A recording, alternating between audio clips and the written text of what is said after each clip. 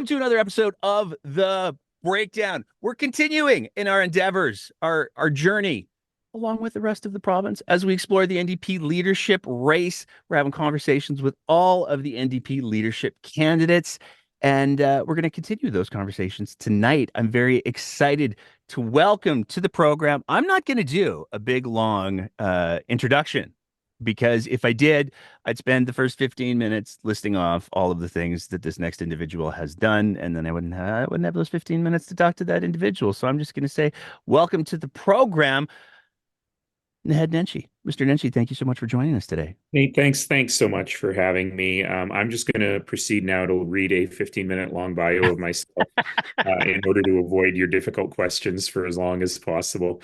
Let me just say, and I normally don't say this to interviewers because that's just not how it works, but I want to say to you, Nate, thanks for all the work you're doing. Thank you for your service as a public servant, but thank you for your service on the breakdown. There has been no one who has kept this government to account the way you have kept this government to account. I think I am your most frequent retweeter.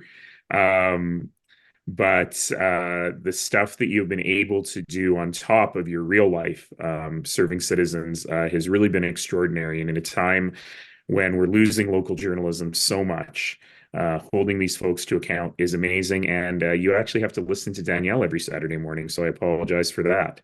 Well, the nice thing is there's these periods where she only does the radio show every 2 weeks, so I get like a week Only off. every 2 weeks. See, I didn't even realize that we were not subjected to that every week. Yeah, no, the breaks are precious. Well, thank you for saying that, sir. But I don't want to spend this time talking about me. We're here to talk about you. You're running for the NDP leadership. Before we get into that stuff, though, I do want to ask you to, and this might sound a little bit strange because you are a high profile figure in Alberta politics and certainly Calgary politics, but I do want to ask you to introduce yourself to the audience, anybody who's listening, anybody who's watching. Who is Naheed Nenshi? Sure. Well, here we go. So I'm Naheed Nenshi, and I am running to be leader of Alberta's NDP and your next premier. I've been practicing saying that because it's been tough to have made that jump over a long period of time. But I'll tell you a little bit about me. Um, I was born in Canada to immigrant parents who had just arrived when my mother was pregnant. And so I always say that I was born in Canada, but made in Africa.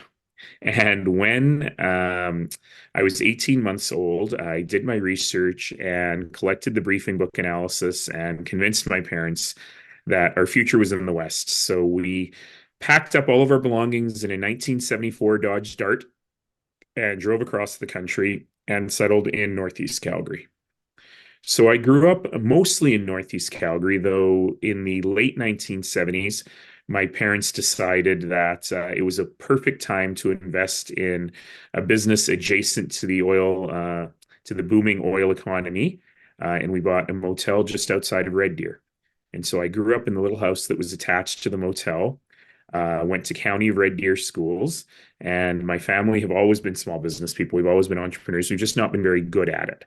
And so, buying a motel that entirely relied on oil field workers and opening that up in 1979, probably not the smartest timing ever. So we lost everything in the early 80s global recession, came back to Calgary, and then had a series of ventures, the most lasting of which was a little laundromat in Forest Lawn on 17th Avenue, now called the Forest Laundry. And I wish I had come up with that name because I think that's one of the best names ever. But that was the new owners after we left that. And a variety of things. So I was talking to the Alberta Chambers of Commerce yesterday, and I said, when they do these sort of profiles of people, they always ask you, what was your first job? And that's sort of a nonsensical question for someone who grew up in a family business because there was no time that you were not working. Whether you were delivering towels to the rooms in the motel or doing your homework at the front counter of the laundromat while you're giving people change. That's sort of just how I grew up. And as you folks have heard me say before, my family was sometimes poor. Sometimes we were very poor. Sometimes we were slightly less poor. But we grew up in a family that, worked hard, that struggled hard. But we were able to do that in a community that believed in my success, that believed in everyone's success. And by that, I mean, I never thought that the public schools that I went to were anything short of excellent. I haunted the public library on Saturdays. There's a story in there, Nate, which is that for years I've been saying that I was allowed to sign out more books from the public library per week. I had special dispensation from the librarians to sign out more than 30 books a week. And when I became mayor, a few years after I became mayor, I met a woman who walked up to me and said, I used to work at the Forest Lawn Public Library. And I said, Oh, that's part of my life story. I tell that story all the time. And she said, I know, because I remember you. And I said, Okay. And she goes, Do you want to know a secret? And I said, Do I? And she said, Yeah, there was never a limit on the number of books. You could sign out as many as you want. We just told you that to make you feel special. um, but that was sort of my life. And my life was defined by the fact that these public services were there for us. And when my dad got sick, the public healthcare system was there for us. It was always there for us. And to me, I attribute a lot of my success that to that. So in any case, to shorten the story, I did a degree in business at the University of Calgary, where I was president of the Students' Union. I worked for many years in big business, working with some of the largest businesses in North America, living and working all over the world. I did my graduate work in the US. And then in 2001, my dad got sick again, and I decided that it was time to come home. And so I came home to Calgary. I decided to make my life here. I literally applied for jobs and had opportunities all over the world. But I decided that I wanted to make my home in this place that had given me so much when I grew up. So I moved back here, started my own business, ran my own consulting firm with clients ranging from the United Nations to the Gap. And eventually, got a call from an old professor of mine who said, Hey, I always thought you'd be a good teacher. Do you want to come give it a try? And started a new career as an academic. Became a tenured professor in the field of nonprofit management at Mount Royal University. Wrote a little book on the future of Canadian cities that sort of made me an expert on cities and the future of cities. Did a bunch of media commentary. And then, without getting into that long story, was convinced by enough people that couldn't be a bystander and a policy influencer anymore, that I had to be a policy maker. And that led to 3 terms as mayor of Calgary, 11 years. And for the last couple of years, I've been living a wonderful, wonderful life where I have the freedom to only do the stuff that I want to do. I've created a great professional life that paid me way more than being mayor, and working way less, and focusing only on things that I love. So I've been having a terrific life, and I've just decided to ruin it all. I was just gonna say, if you're singing the praises of the new life, and you're moving to something that would be the by most accounts the polar opposite. I got 30 books a week. Yeah, they weren't big books. I I was like just gonna science say, are fiction. I like like these. science fiction novels, a lot of Doctor Who novelizations in there. But then I would go, I'm such a nerdy kid. Then I would go, well, nerdy kid still. But then I would go off on sort of obsessions, right? So at one point, I think this was more late high school, university days, I decided that I was dissatisfied with the English curriculum because we were not reading enough great Canadian novels. So I remember I went off on an obsession where I was like, okay, I have to read all the Margaret Lawrence and all the Margaret Atwood and all the Robertson Davies. And I took a very long bus ride to university every day. And in fact, one of the things that I regret is when we completely revamped the bus system in Calgary and created the bus rapid transit lines, including the Max Purple, which is called the Max Purple for a reason. That's the one that goes from East Calgary to downtown. Um, I inadvertently, in doing that and doing a huge new route design, we got rid of the 7273 Circle route, which was always my bus that took me from Marlborough to the university. It was a 50-minute bus ride, 50, and I would read on it. By the way, the point of my story is that I would read on it and people would be like, Oh, are you an English major that you're reading all these books? And I was like, No, I'm a business major, but I just figured I needed to read these books. But I'm just doing that for fun. But I realized in our revamping of the bus route network that we made life better for almost everybody. And the one hypothetical person whose life was much worse because of the new, more efficient bus routes was the kid growing up in Marlborough who went to the University of Calgary who no longer had one bus that would take him all the way there. And I was like, I screwed myself over, at least my 30 years ago self. So in any case, yeah, so that was me, and I'm still a bit that way. And getting onto that topic, I just finished doing Canada Reads for the CBC, and which was one of the just a fabulous experience in trying to get more people excited about reading and books in general, and also about this amazing book that I found called Denison Avenue. Denison Avenue had sold about 300 or 400 copies in a year since it came out. And once we launched it on Canada Reads, it has now been the #1 best-selling Canadian book. Even though we were eliminated pretty quickly on Canada Reads, it's still the #1 best-selling book. So it has been the #1 best-selling book, Canadian book in Canada, I think 5 of the last 6 weeks. And so I'm really excited that we've gotten more people interested in doing that. But the character I was playing on Canada Reads, quote unquote, which is actually really me, is the guy who has let books leave his life. And, I used to be such a voracious reader. And ever since I became mayor, I read a lot, but I was reading 3,000-page council agendas, not stuff that was edifying.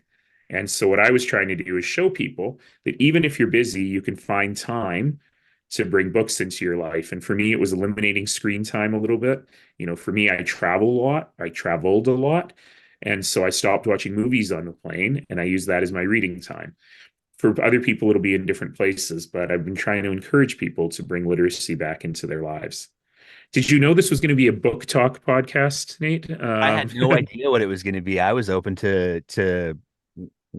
I do have some points. I'm going to make sure that I Yeah, get yeah, to we should probably instead, talk but about what we need to talk about here. well, I mean, there's this leadership race. Yeah, that.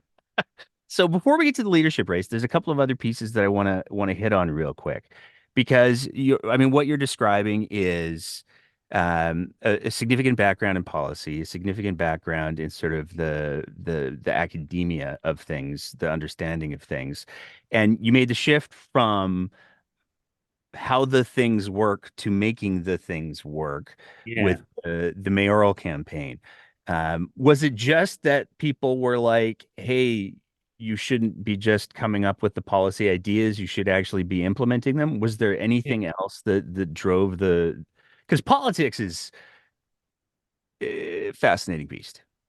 That's a really insightful question. I tell this story a lot, which is um, my work at the university. I'm a terrible researcher. I'm a slightly better than terrible teacher, but I'm a terrible researcher. But my research, because I'm too lazy to do stuff that has no impact in the world. And so my research, such that it was focused on two things. One was kind of the future of cities. I'm not a planner by training, but I sort of self-taught in the field of how cities work and how cities run. There's a longer story of how that happened, but I just love cities. And so I was really pontificating a lot on cities and how they work. I was a prolific media commentator. I had a column in the Calgary Herald on that sort of thing, mostly about cities. And I kind of found myself in the role of being almost the official opposition to the then civic government because no one else was doing it. So I was kind of filling in a role.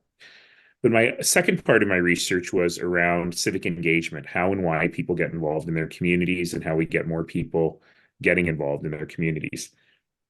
And so the nexus of those two things obviously was municipal politics. And I helped found and work with a couple of groups, the Better Calgary campaign and Civic Camp, which were really just about getting people involved in conversations about the future of their city. So that was kind of my job. And through my work, I realized that it's actually very easy to get people involved in their community. You just have to ask them. The research is very clear. The #1 reason people don't volunteer is not I don't have time or I don't have money or I don't care. It's nobody asked me. It never occurred to me. So my Three Things for Canada program that I've been running for many years, which just encourages every citizen every year to do at least 3 acts of community service, is just an example of asking people. But what we learned through that work is that it's relatively easy to get people to volunteer in their community. It's actually extremely difficult to get people to volunteer or to work in politics. and in electoral campaigns. So as kind of a nerdy guy, I turned my thoughts to, all right, how do we get young people and people who are really involved in their community more interested in politics? So there's a longer story, but believe it or not, the stories can be even longer. But through the years of kind of 2008, 2009, I decided that I was going to try single-handedly to improve the level of municipal governance in Calgary. And I was going to do that by convincing good people to run for office. So I went to endless lunches and dinners with community leaders, CEOs, PTA moms, community volunteers, young people that I just thought were smart and engaged, and tried to convince them to run for office. And I struck out every time. Every single person said no. And I've been making this joke for 12 years. I probably need to stop making it, which is I struck out particularly with women. And I'm very used to striking out with women, but this was different. And it really was women in particular were saying the adversarial system that we've created, there's no room there for me. It doesn't make sense for my family. I don't want my kids to go through that. And I kept thinking, there's got to be a way to change the game, and the players make the game. So if we get better people in place, then we can have a better system of government. And I kept saying that to people. And finally, people were saying, if you really believe that, why aren't you putting your money where your mouth is? And why aren't you doing it yourself? And I said, well, I'm not a politician. I was the president of the Students' Union. I've always been around politics. But, to be a politician, you have to be good looking and charismatic. You have to kind of like people and children and puppies, decision making. I don't like any of those things. This is not right for me. I'm the guy, the nerdy guy, and the nerdy schlubby professor guy in the background who will give the ideas. But enough people said to me, you talk constantly about not being a bystander and being engaged in your community. Why don't you put your skills towards this work? So it took me does this sound familiar? It took me a long time to decide.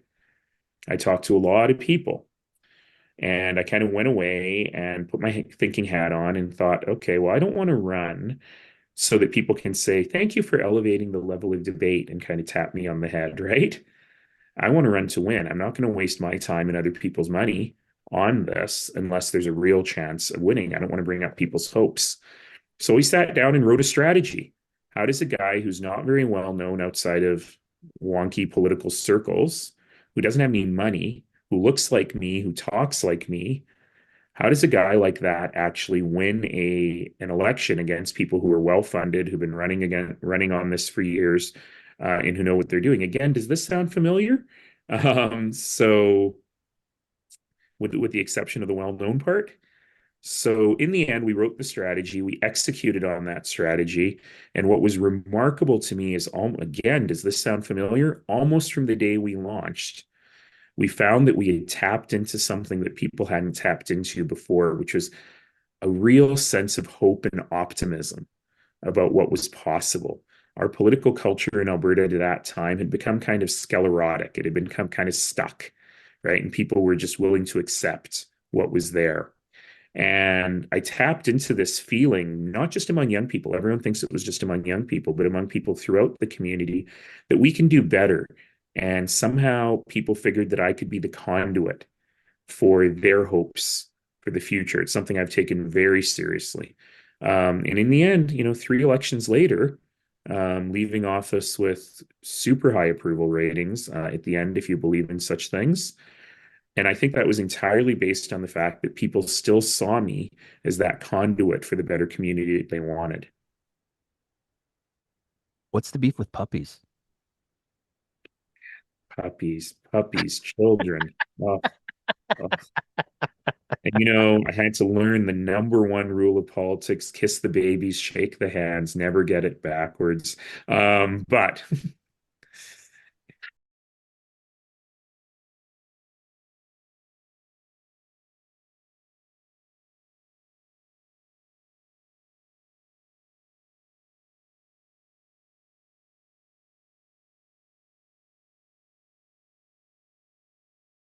I mean, you gotta love puppies, though.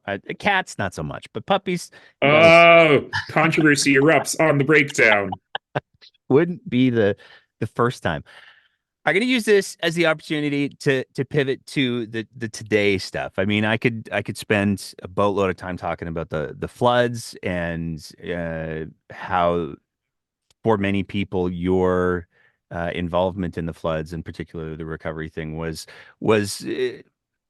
different than what a lot of people expected from their politicians of the day. But instead of spending time on that, I want to talk a little bit about the speech that you gave. And I'm sure that this is the first time that anyone's asked you this question, so it's going to be Correct. uh, I haven't done any interviews, so you're the very first one. Um, but I know there's people who have asked, "Hey, was that the soft launch?" And I know that there's people who have asked, "Hey, was that the moment? Was it scripted? Was it deliberate?" But as somebody who was there that day, the breakdown was live tweeting that event and doing some pictures and our brand of acerbic commentary. There was something fundamentally different about that speech than the speeches that we've seen from politicians on I'm going to go pretty much any level of government. Um, and I'm pretty sure that if you had said at the end of that speech, oh, by the way, I'm running for NDP leadership, you can buy memberships over here, you would have sold a membership to probably everybody in that crowd. But it I was, think I have, in fact, sold a membership to everybody in that crowd this week. But yes, there was an authenticity that was present in that speech. It was not performative. It was not restrained. It was, there's people who have said Nenshi unleashed. But I was wondering if you could talk a little bit about yeah, that speech. I mean, I was normally the way that I go the flow of the questions with the NDP candidates is I get to the trans stuff at the end, but in many ways, publicly, that was sort of the beginning. So yeah, talk about that. yeah. So I'll let you in on the real story there, which is, oh, there was no strategy there, none whatsoever. So what had happened is probably starting last autumn, because I'm answering the question underneath your question as well. So starting last autumn, people, well, one person, really one person, would call me every 2 or 3 weeks and say, "Want to be the premier of Alberta? Rachel Notley's going to step down at some point. You could be the leader of the NDP." And I started by laughing, and then I went to hanging up on him. But then he started talking to other people and start spreading the word a little bit. But I wasn't really interested in doing it. And in reality, he and I'll mysteriously tell you. No, I'll just tell you who it was. It's Zane Velji. Um, Never actually thought I would go for it. It was kind of his bet, right?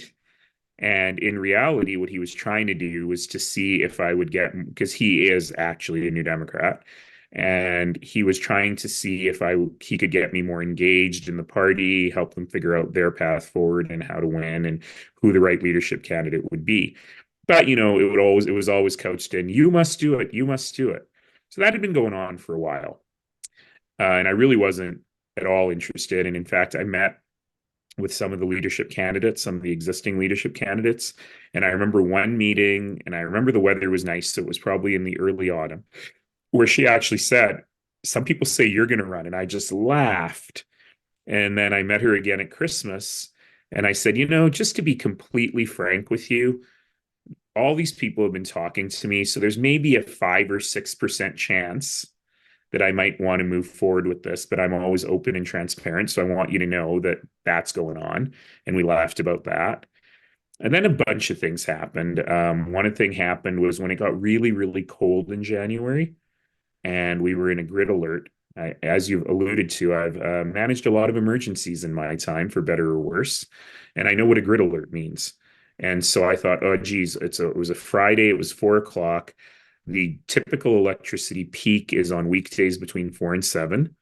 And I won't get into all the details on how electricity generation works, but you have to manage the peaks. And so I thought, all right, well, I better go online and tell people we're in a grid alert. So please, even if your dishwasher is running, stop it mid-cycle. Don't use your washer dryer right now. If you can delay cooking dinner, delay cooking dinner, just for a couple of hours, and that will sort everything out. Unplug your vehicles, whatever. So, it's pretty straightforward stuff, and it's not very controversial. And I got online and started tweeting all of this because I still have, I think, a larger Twitter X. I still have a larger X audience, I think, than the Premier does. So I thought I can amplify some of this stuff.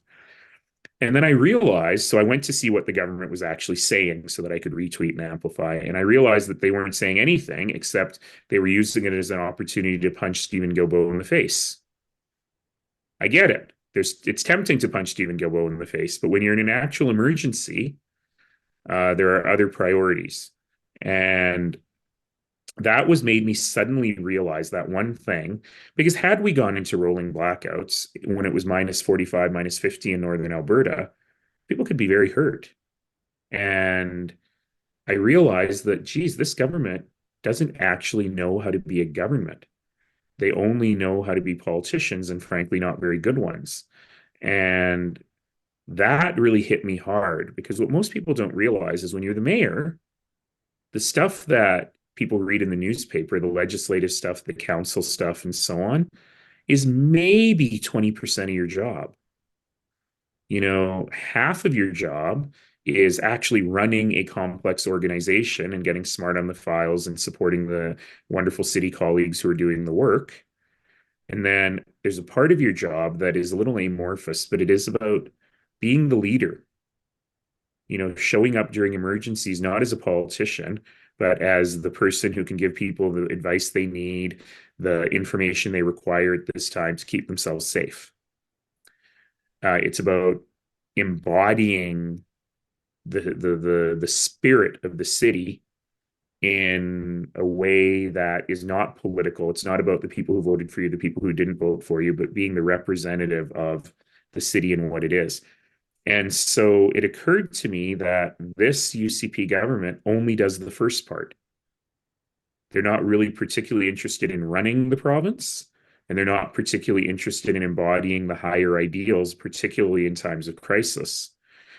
So that was very troubling to me. And at that point, I was like, geez, does anyone have that same insight? Because I actually, you know, was flattering myself by saying that is a blinding insight, right? And what does that mean? And then the trans stuff happened. And no, that was not part of a strategy. I did not put Danielle Smith up to putting out that hateful video so that I would have something to respond to. But I was really, really struck by it. And so I heard that there was going to be a rally on the Saturday. The Friday was my birthday. And so I kind of was taking a retired guy's birthday and just enjoying my day, put my phone in my pocket and was just running errands with friends and having like the quietest, simplest day. Went to Lunchbox Theater, went out for lunch, and my phone was buzzing like crazy. And I wasn't even looking at it. And I was just thinking to myself, isn't that nice? Everyone's sending me happy birthday wishes. And what I didn't realize is that there were two different things actually happening. A bunch of people really, really upset about these vulnerable children and the impact that these policies are going to have on these vulnerable children. But also, somehow, you know, because a lot of people have been asking me about the NDP leadership, and I had just put out this like very simple, what we call in the biz, the holding statement that said, well, I'm not thinking about it. And I'll probably have something to say in a month, right? And though one of the journalists had picked up on that, Bill Kaufman at the Calgary Herald, and to be fair, he had tried to reach me that morning, but I was just birthdaying. And so I hadn't seen his message, and he ran with the story anyway. So I didn't realize that there was a huge story that was basically will he or won't he, that was also on the front page of the Calgary Sun, will he or won't he, the next morning. I didn't realize this was all going on, and that was why my phone was blowing up. What are you doing? What is happening? Right? No strategy whatsoever. And then when I arrived at the rally, I walked up to the organizer. There's a little more to it, but the short version is the organizer had suggested, she had heard I was coming and had suggested, does he want to speak? So I walked up to her and I said, well, why do you want me to speak? I'm just kind of an old retired guy, right? And she said, no, I've heard you speak at Pride many times, and you always give a very political speech at Pride, not a celebratory speech that reminds us of how to fight for human rights. So I need you to fire up this crowd, and I want you to be the last speaker.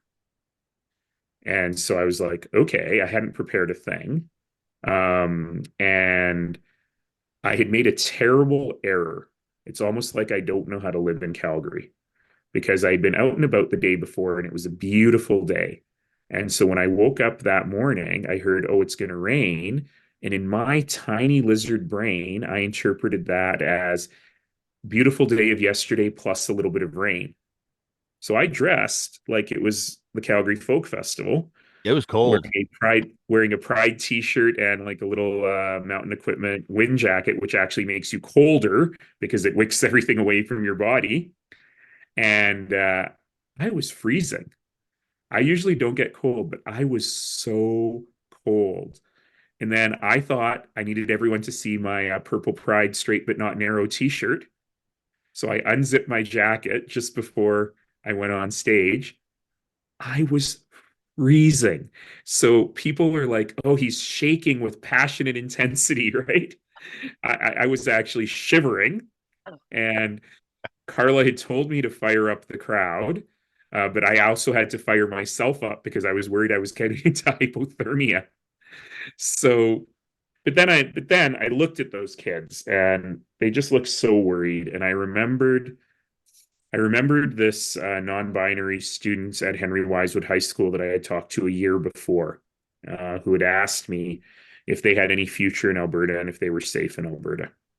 And I remember saying to that kid, you know what? I've known Danielle Smith for 30 years. There's a lot to disagree with about her. She is many, many things, but she's not a hater. She's got a non-binary family member. She's not going to go after you. She's going to stand up against that. You're going to be safe. And I stood there and looked at all those kids, and who knows, that person may have been in the audience that day. And I just thought, I lied to that kid. I was wrong. And I just felt so awful. But then I stood there and I realized I've still got a voice. I still got power. And at the very, very least, I can let these kids know that people with voices and some semblance of power are in their corner. And that's really what that was about. And so that led to and it was all just impromptu.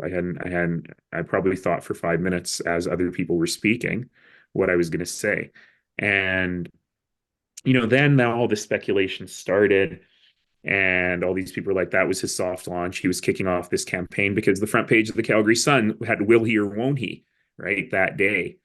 But that really wasn't it at all. I know I was in that moment and I was thinking about how do we organize to stop this. But it also led to a lot more conversations with folks saying, you got to do this. And so I really did take the time. I had some contractual things, some work things, because I actually have a job, right? That would have prevented me from announcing until the very end of the first week of March anyway. And so I said, you know what? I'll actually use this as an opportunity to talk to people. I was already 10-15% there, especially after that cold weather. I was probably closer to 50% after that cold weather response. But I talked to members of the NDP. I talked to people who have never voted NDP before, uh, every corner of the province, to really test saying, look, these are the things I believe in. Is this what the party believes in? Yes, of course, I know the party believes in strong provision of public services and in protecting the vulnerable, all of that stuff. I know. But does the party believe in building a strong economy and supporting the energy sector? Does the party believe in actually not being performative on climate change, but doing meaningful things on climate change that portray Alberta as a world leader that people should follow instead of being a bystander on climate change? Do we believe in balancing the budget? Right? These things that I believe in. And I realized as I'm talking to people that actually today's Alberta NDP is really that. And so then I went, geez, I didn't even realize that this party that Rachel Notley and so many others have built has actually become a place that holds the values that I hold. And, more and more Albertans don't know, I think, that that party is that. There's a lot of baggage, right? And so if I can use my limited set of skills here to actually bring light to that, then maybe this makes sense. And fundamentally, that is how I ended up doing all of this. And, there was some speculation that I was taking so long because I was being totally strategic somehow, or that the party was trying to freeze me out or put up barriers in my way. It's not true at all. It's not true at all. The party was welcoming and super helpful. I talked to all of the other candidates who were welcoming and super helpful. And, like give me advice, have been giving me advice on places in Alberta that I don't know very well. So that's been really actually quite wonderful. And as I've been having the conversations with Albertans, I suddenly realized, you know what? There is something here for me. Anyway, Nate, I think I'm trying to answer your questions much more short now because I feel like you've gotten through three of them. Well, you kind of touched on some of them. I mean, I have to ask, you, you did endorse the NDP in I the did. 2023 election, so there had to have been some awareness of mutual alignment, or was that endorsement purely like a, oh, Danielle Smith is she's done some things already. I'd like her to not do more things. What was that endorsement for you? Well, it was a bit of both, and I will say that it was driven by your very polite analysis of Premier Smith's government there, but also the fact that, look, we were in a situation where there was only one other choice. And so what I had done is I'd written a series of columns that were just talking about basically taking the stance of if you're someone who's never considered voting, who I shouldn't say that, I should say if you're someone who has always voted conservative, but you understand that this Danielle Smith version of conservative is not Ralph Klein or Peter Lougheed, what are you to do? And so I had done a bunch of stuff around just helping people think through that decision, but I hadn't explicitly said you should vote for the NDP.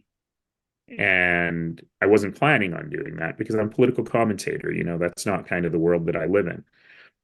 And then I realized as we were getting closer and closer to the election after the Jennifer Johnson incident where she compared trans kids to poop and cookies, um, and Danielle took many days to actually do something about it, I realized that this is actually high stakes and I need to do this. So that's how I ended up doing that. But I used terminology like you should lend your vote to the NDP and make them earn your future vote, right? I still believe that everyone who votes for you can't count on them forever. They're all lending your vote. And you have to earn that vote every single time. And so that's how I ended up doing that. And certainly that opened the doors to a different kind of conversation. But that conversation came about quite a bit later. I want to rattle through some policy things really quick. Yeah. So because there's some policy things that I feel like we absolutely need to hit on. Uh, if you become the next leader of the NDP, what's your vision for Alberta's economy? And inside of that, I'm going to ask you to include the piece because we've seen what a government can do when it decides, hey, you know what? That's a real nice mountain there. It would be nicer if it wasn't there. And we've seen the reopening of the conversation around the Grassy Mountain coal mines. What's your thought on the coal mining piece? What's your thought on Alberta's economy going forward? Coal mining piece is easy. No, that was easy. And I haven't been deeply engaged in that, but I was a little bit because that was when I was mayor and got city council to unanimously pass a motion rejecting that kind of work, working with Mayor Snodgrass in High River, as well as with Corb Lund and his group of rancher activists opposed to that. But the real issue with the coal mining is not just the coal mining, it's the incredible dishonesty with which the government has put this forward. And now they are turning themselves into not saying this is not a new project. And Premier actually said, I think I read about it on the breakdowns because the breakdown listens to the radio show, so I don't have to. Basically said something like this is a reclamation project, and the only way to reclaim the mountain is by building a huge coal mine in it, and 20 years later reclaiming that mine. I don't use rude language. I'm weird in politics that way. I don't cuss. But can we just say, what the fuddle duddle does that even mean?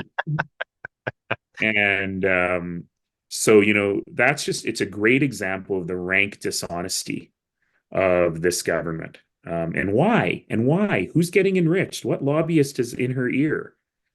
talking about this. This is such an easy political win to just say no, and you're not really going to make any money off of this deal.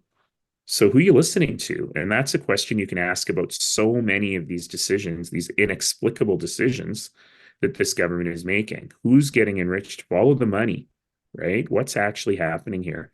The broader question on the economy is, and this is something I really had to test with NDP supporters. I worked really, really hard on getting the Trans Mountain expansion done. I'm the mayor of Calgary. It doesn't even go to Calgary, but I believe that it was absolutely critical for the future wealth of the province. And I heard Rachel Notley in her exit interview on CBC's The Current with Matt Galloway, a show with, almost as many listeners as The Breakdown. And I have a terrible habit, which is that whenever I hear a politician being interviewed, I always say, okay, how would I have answered that question? And in that particular case, I went, geez, I would have answered the questions exactly the same way Rachel Notley answered those questions, which also helped me with my decision. I happened to be talking to Rachel Notley that day about my decision, and I told her that, and she was like, sorry, what? But we specifically talked about the Trans Mountain, and she and I worked really hard on that to convince the Prime Minister to make the moves he made. Against fierce opposition from the NDP Premier of British Columbia. And so, I believe that we are blessed with abundant natural resources in this province, and we are squandering it by selling them at less than the world price and not, it's the worst thing you can do for the economy and for the environment. And not actually using that money to invest in a more sustainable economic future. So I believe in supporting the energy sector. I believe in an all hands on deck energy strategy, from renewables to oil and gas to hydrogen to everything in between. And really figuring out how to support that and not scaring away investment because we're ideologically opposed to it. This week I spoke with the Alberta Chambers of Commerce very briefly. All of the candidates did. And the point that I was really trying to make there is that business uncertainty is what kills the ability to grow the economy. So we got to support small business. We got to support small business to scale up to medium business. And we got to support big business in this province. But also, we have resigned ourselves to being bystanders in the fight against climate change. So it's being done to us. But here in this province, we've got the smartest engineers in the world, many of whom are working in the Canadian energy sector. We really need to be at the cutting edge of innovative ways of supplying energy to the world that are environmentally sustainable. We need to be at the front of that rather than seeing it as something that's done to us. And so building out the economy really is about ensuring that we are a beacon of innovation. It's investing in post-secondaries, working with businesses on private R&D, not putting all of our eggs in one basket of carbon capture and storage. And right now, this government is actually way behind industry and innovation. The industry is way more innovative. So, we have a premier who continually says, we want to be net zero by 2050, and then continually says no to every single action that would make us net zero by 2050. It's very clear what she's doing. It's very cynical and it's very hypocritical. She's just pushing the ball down the field the same way the Harper Conservatives did when they were in power, that said, we have these targets, but they're so far away that we're never going to actually have to do anything to meet them. And then in 2049, it'll be someone else's problem. And I just don't think that way. Would you lift the renewables moratorium? I mean, the Yesterday. moratorium has been lifted, but The moratorium has been lifted, but somehow it's okay to have a coal mine on the side of a mountain, but a wind turbine in a wheat field is somehow offensive, and it ruins the view. It's stupid. The whole thing is stupid. And I know the renewables industry has been very gracious in saying, no, we can work with these rules and so on. But, that billions and billions of dollars investment that went away, it's not coming back easily. And we need a policy that is business friendly in all aspects in that way. yeah, it blows my mind that you could go to the Grassy Mountain, you could do the mines, you could risk the water supply for southern Alberta, but you could not put up a solar panel over there because you'd ruin the view. That the dissonance that exists there. I've only got you for a couple more minutes, so I want to make sure I hit on this part. Housing. and the houselessness crisis. We've seen some very aggressive moves from the UCP in regards to, I mean, the city of Edmonton, but really, let's be, it's the UCP that's very clearly driving the bus on that one towards the houselessness crisis, towards encampments. Um, where does that? What are your thoughts on that piece? You know, as some folks, at least in Calgary, might know, I made the centerpiece of my third term as mayor, Calgary's creating Canada's first community-based action plan on mental health and addiction. So you asked two very different questions. One is about vulnerable people, and one is about housing. And homelessness or houselessness kind of spans both of those things. And one of the challenges that we've really got here is on the front one, we've got this Alberta model of mental health and addiction. And one thing I really give a bunch of praise to the Premier and her Chief of Staff, Marshall Smith, for is the work they've done on treatment, which is, Canada leading, having funded treatment beds that you don't have to pay for, building out recovery communities. That's good. That's good stuff. And I'm not taking anything away from that, because for the people who need it, to have it available at the moment you need it it's part of our mental health strategy. It's really important. But I also have to remorsefully and sadly call the Alberta model the failed Alberta model, because more and more people are dying, more and more people are experiencing social disorder. And, the third element of Calgary's action plan is staying safe. And that means both people with mental illness or suffering from addiction need to be safe, but it also means that everyone in the community who encounters those folks needs to be safe. And we have failed at that. We're doing better in Calgary than in Edmonton, I think, but we have failed at it. And so we have got to figure that piece out. And look, I'll lay it on the line. Encampments are an example of a broken system. There have always been encampments. They've usually been hidden away. They're usually not in your face. And in some cases, we do have activists who perhaps have used the encampments for their own means. And I hate that, because I feel like that is using the vulnerable people. Because for some people, that's just a life choice that you've made. Maybe you've got a pet, maybe you've got a partner, maybe you can't handle shelter life, right? But to have huge encampments in the downtowns of all of our cities, right? That is a policy failure. And we owe it to the people who live in those encampments to figure out a way they can have a better life. That's critical. And so I'm not opposed, frankly, to the Edmonton Intervention Center model, right? Which is really a one-on-one focused model to work with people to say, all right, what are your circumstances? What do you need? How can we help you? The problem is that it has been caked in this huge ideology of there's something wrong with you and you're broken, and we're only helping you begrudgingly because we don't want you living in that tent that we have to see every day. So so it's not even, and I'm sure that the people who work in that intervention center, whatever they're calling it, are great people who are public servants who are really trying to help folks. But it's hard to escape the overall image that we're just trying to clear you people out because you don't belong in our downtowns. Now, out of all of that, and I've done a ton of work in, 10-year plans to end homelessness. I was part of the National Housing Accord this year that developed a series of recommendations around housing and not just increasing supply, but increasing sustainable and affordable supply of housing. There's a whole bunch of things. I don't need to get into them with you now around housing. And the one thing I'm nervous about is, now that everybody in every political party has agreed that we need to increase the supply of housing, we need to make sure we're not just increasing the supply of unaffordable, unsustainable housing, or housing that people can't afford to stay in once it's built.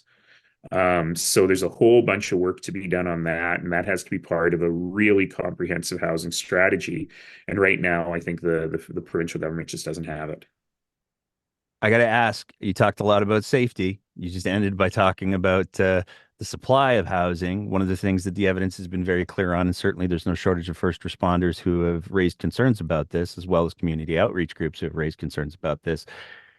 the opioid supply in this province has become profoundly, profoundly toxic. People are Yeah. mixing in diabetic medications. People are mixing in toxic substances.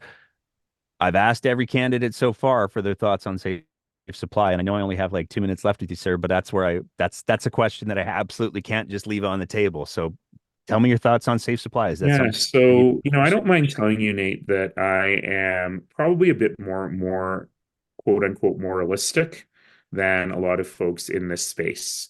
I always say I'm like a Victorian grandmother in my life. But I'm also extremely driven by evidence. And so I didn't really love supervised consumption sites in concept when I was mayor, but I knew we had to have them. And one of my great regrets is that I'm the one who said in Calgary, we're just going to have one. We're going to have it at the Schumer. We're going to have it in a healthcare facility. We're going to study the heck out of it and figure out what works and what doesn't work before we expand it. And that was a policy error because we centralized the problem, and we learned that as much as we want to believe that wraparound services are important, and they are, that they're not needed at the moment of consumption. So the moment you're using is not the moment that we say, and here's a brochure on rehab. It just doesn't work, right? And I don't mean to belittle the work of the people that do that, but we need a more comprehensive answer. So on safe supply, I too, share a lot of the concerns that people have around safe supply, around whether that's enabling self-destructive behavior, and whether and diversion, by the way, is a real issue. If diversion of safe supply is actually causing easier supply for people who are not specifically getting the safe supply with the services that are needed. That's, you know, as much as they're, dramatic about it in the UCP government, if that diversion is actually happening, that is a real issue. But that's not an issue with the concept of safe supply. It's an issue with how it is done, right? How it is actually implemented. So all of that said, that's a very long way of me getting to, we got to save lives. You can't treat people and you can't get people better if they're dead. And so we've had now, thankfully, a lot of evidence from our friends next door in British Columbia about what's working and what isn't working. It's not working that well. It's helping, but their per capita I'm trying to prevent myself from saying overdose and say drug poisoning. Their per capita drug poisoning rates haven't really gone down with the advent of safer, and I will never say safe supply because these drugs aren't safe, but I will say safer, right? That's why I don't use overdose because that implies some dose is safe, right? But the safer supply in British Columbia, some of it has worked, some of it hasn't worked. Some of the stuff we do in Alberta that, the government doesn't like to talk about, like opioid agnostic therapy and so on, is that, right? It's the same thing. We're just using different language. But ultimately, what we need to do is have this comprehensive view where people who are using are safer than they are now so that we can keep them alive and that we have lots of ability for them to improve their life. And I do start there. I do start by saying that a life of addiction is not the ideal life. And we need to help people get a better life. So I'm not dodging your question, but I am really trying to say it is very nuanced. And I'm not one of those like Danielle Smith who would just say, no, that's wrong. But I'm also not one who would say that will solve all of our problems. Yeah. And that is, I mean, the fundamental question that I think that I was going after is there opposition to it, or is there open to the evidence and the proper execution of it? I am always evidence based. But the evidence is that the BC model also hasn't worked the way people had hoped it would work. The deaths didn't go up though. In Alberta, we can't say the same thing. That's true. I mean, they stabilized, but they stabilized at unspeakably high levels. Yep. When I was mayor, I would often say that the tipping point is if we lose one person per day in the city. And it was like 2 or 3 people per week. And now it's multiple people a day. Yeah. And so clearly something's not working. this would normally be where I would say if there are any other final thoughts or closing thoughts, but I know that we've But already gone. Nate, I know I do have to go, but I want to. I was very, very, very verbose, even more than usual today. So, do you have lightning round? Do you have anything else you need to get me on the record for? The biggest things I think we've kind of really already covered off. The only other I'll ask you to do a couple minutes if you don't mind on the future of the NDP under an Nenshi led Sure. NDP, because I think that's one of the things that the questions that people are most sort of like, oh, will it still be the NDP or what will happen, and will he rebrand it and turn it to the Alberta Party for some reason? Don't do that. But That's a really good name. it is a good name. If only there was a good party to back it up. Um, I have a long history there, as people may or may not know. But in any case, yeah. Look, you know, I want to be very clear that I was not there when there were two MLAs or when there were four MLAs. I did not do the hard work of building this party to what it is today. And the people who did that hard work, who built this house, need to know that they will always have a home in this house with me as the leader. Not going to get everything we want, because as we reach out to more and more Albertans, it means we're going to have more and more policy discussions within the party. But what I can promise everyone is that you'll always be heard, you'll always have a fair hearing, and we will work together to make our policy better. And I think the fact that I've been endorsed by probably one of the most left-wing members of the party, MLAs, and one of the most right-wing MLAs at the same time, and we're working on the team together, probably gives you a sense of how I would approach that whole thing. The N in NDP does not need to stand for Nenshi or Naheed, right? The same way that it doesn't stand for Notley. And so we have to be able to create that mechanism. And yes, I believe we need to modernize the Constitution. My bias right now is that the relationship with the federal party hurts more than it helps. But ultimately, that is a decision the members will make. And what I can offer is a fair, clear, transparent process to surface these questions and to let the members make those decisions. And I will absolutely put my opinion in, but I'm open to persuasion, and the members will make that decision. But ultimately, what's been really exciting for me about this last week, which has gone beyond my wildest imaginings in terms of how excited people are. In 2010, it took us about 7 months to sign up the largest number of campaign volunteers that had ever worked for a mayoral campaign. Got about 1,100 volunteers. And I don't mind telling you that in the first 2 days since we launched, we have approximately 3 times that signed up across the province. We had it wasn't a rally. People thought it was a rally, but we had volunteer training on day 2. And I thought that we only invited people on Monday. If you're free at 6:30 on Tuesday, come by. And I thought 20 or 30 people would show up for the volunteer training. And there were 500 people in the room. That And photo so was. it, I'm just going to jump in for 2 seconds here because I think that this really can't be overstated.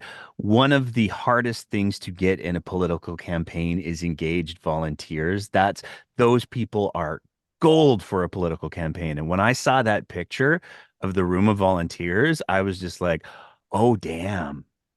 I was too. I was too. Standing in the middle of that room, uh, I was too. And I don't even think I had a mic. I don't think that we thought that there'd be that many people there. No, I think I did have a mic. I think they handed me a mic at some point, but in any case, that's not because of me. That's the thing that people need to realize. It's not because I'm so good looking and charismatic and people flock to me. I mean, look, I'm good looking, charismatic, but no, I'm not. But what it is I maybe inadvertently tapped into something, which so many of those folks told me in that room was NDP hardcore. There are some in Calgary. It was a bunch of Team Nenshi Purple people. It was a bunch of people I've never met before. And the single most common thing I heard was, I've never bought a membership in a political party before, but I bought one for you for this. And The real feeling there was simply that people were feeling a sense of hope and optimism. For better or worse, our political discourse over the last probably since about 2015, 2016 in this province has been very negative. It's been very divisive. It's been grasping and clutching and defensive. So it's been, we're every seizure mentality, everyone is against us. And we're against Ottawa, we're against environmentalists, we're against foreign influence, we're against. And I probably overthought it, but there is a reason that my campaign slogan is for Alberta, for all of us. That word for is really important. Little tiny 3-letter word. But that is trying to remind people that we are blessed to live in one of the best places on earth. Abundant natural resources, abundant human resources. It's been a beacon for my parents and my family and to people from every corner of this broken earth to come here and make a great life here. We're one of the wealthiest places in the world. How is it that one of the wealthiest places in the world, if my mom had chest pains right now, I would stop and think, should I phone 911 or should I just go to the hospital myself with her? Because I don't know if there's enough ambulances out there. How does that happen in one of the wealthiest places in the world? So just because of who I am, and listen, I will call out Danielle Smith every day of the week. People know I'm not afraid to be pugilistic. But I also have tapped into something bigger about what people want for their families, for their kids, for their grandkids, for their communities. And to me, it was such a beautiful day when I was physically, weather-wise, it was such a beautiful day when I was standing in that room talking to those 500 people. And I said, to me, this feels like when you're in the mountains in the springtime and you hear a crack and the water starts to flow. We've been through this long UCP winter. And so the question is, now that it's cracked, now that people are feeling in their hearts that something better is possible, how do we capitalize that? How do we build on that? And how do we build for Alberta for all of us? And if I can be the conduit for that, then I'm blessed to be able to do that. I want to thank you for taking the time to chat today, sir. We've gone well over the time. I'm sure that there's your comms person is in the corner right now pulling their Well, no, hair. I'm in my messy bedroom, which is why you get green screen me here. But it is very true that I am 10 minutes behind on my next interview, and then I have a doctor's appointment that I'm now late for. So, Well, thank you very much for taking the time, sir. We're going to be trying to put together a Calgary debate because oh, we're fun. ambitious like that. So we will for sure be sending an invitation your way. Get some save the dates in right away because the calendars are filling up fast. Particularly in the time between now and April 22nd. And oh, my comms person would have killed me. So I will say one last thing, which is this is a tight race, folks. So the membership deadline is April 22nd. April 22nd to May 22nd is kind of this weird period where you don't have your ballot yet, but you can't buy a membership. And so April 22nd to May 22nd is when the party is organizing all candidate debates and things like that for that month. And then towards the end of May, people will get their ballot in the mail with a pin, and you can vote online or by mail. And then the deadline to vote is June 22nd. And on June 22nd, the leader will be announced. So if you're interested in getting involved, you have till April 22nd to buy your membership. So go to nenshi.ca and pick up your membership and join the thousands of Albertans who've already done so. There we go. Thank you very much for taking the time today, sir. I really appreciate it. And hopefully we'll be able to make a date work for that debate. Thanks, Nate. Thanks for all you do. Take All care. right. Bye-bye. And that's it for another episode of The Breakdown. As always, if you appreciate the kind of content that we're trying to produce here, we would love nothing more than if you thought about signing up to be one of our Patreon sponsors at www.patreon.com/thebreakdownab, where for just the price of a fancy cup of coffee a month, you can help us continue to produce this kind of content. Whether you're listening to the audio version of the podcast, in which case maybe leave a review and a rating, or whether you're watching it on one of our streaming platforms. We want to say a big thank you to everybody who is part of the Breakdowns audience. And as always, take care of each other and keep the conversation going.